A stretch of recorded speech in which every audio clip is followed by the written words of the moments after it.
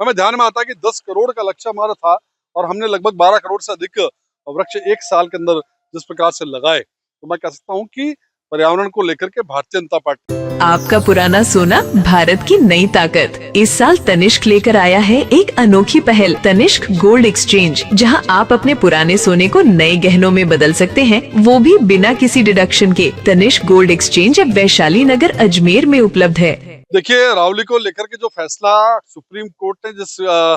इस विषय को और अरावली की कह सकते हैं कि इस डेफिनेशन को परिभाषित किया था, कहीं न कहीं उसमें जिस प्रकार की कोर्ट को ध्यान में आया, कोर्ट ने वापस इस पर सो मोटो लिया और संज्ञान के तहत उन्होंने वापस सुनवाई करके वर्तमान में जो है इसके नए सिरे से जब तक इस पर कार्रवाई नहीं हो, जब तक रोक लगाई है। मैं कह सकता हूं कि भारतीय जनता पार्टी की सरकार और भारतीय जनता पार्टी प्रारंभ से ही पर्यावरण को लेकर के मैं कह सकता हूं कि बहुत ज्यादा चिंतित रहती है। और जिस प्रकार से हमारे देश के प्रधानमंत्री आदरणीय नरेंद्र मोदी जी ने एक वृक्ष माह के नाम चलाया और जिस प्रकार से अरावली के ऊपर सघन वृक्षारोपण राजस्थान की भजनलाल जी की सरकार ने किया, हमें ध्यान में आता है कि 10 करोड़ का लक्ष्य हमारा था और हमने लगभग 12 करोड़ से अधिक वृक्ष एक साल के अंदर जिस प्रकार से लगाए, तो मैं कह सकता हूँ कि पर्यावरण को लेकर के भारतीय जनता पार्टी कृत संकल्पित है और उसी भाव से काम करती है। और जहां तक कांग्रेस की मैं बात करूं, तो कांग्रेस की स्थिति वो है कि आज वो एक जनता के बीच में भ्रम डालकर, क्योंकि उनका कोई आधार नहीं है, उनके पास कोई मुद्दे नहीं है, इसलिए वो इस प्रकार के अनर्गल बातें कर रही हैं।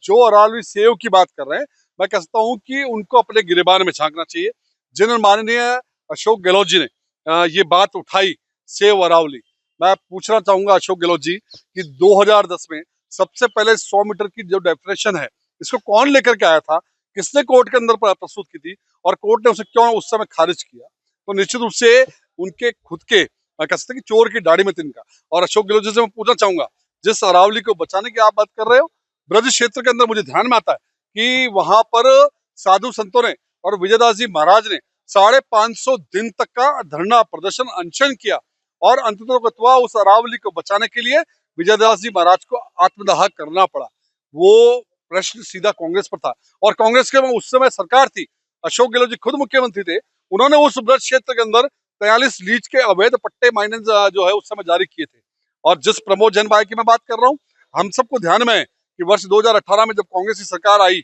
और खनन मंत्री प्रमोद जैन भाया जी बने और 2020 के अंदर ही उनको हटाना पड़ा क्योंकि उनके ऊपर आरोप लगे। तो जो सदैव कांग्रेस के जो नीति निर्धारक जो इस वर्तमान में इस अभियान को उठाने की बात कर रहे हैं, वो अपने गिरेबान में झांके कि उनके द्वारा किस प्रकार से अवैध माइनिंग की गई। मैं अजमेर की बात करूंगा तो अजमेर के अंदर देहात कांग्रेस के उपाध्यक्ष अयूब अली जी का आप जाइए,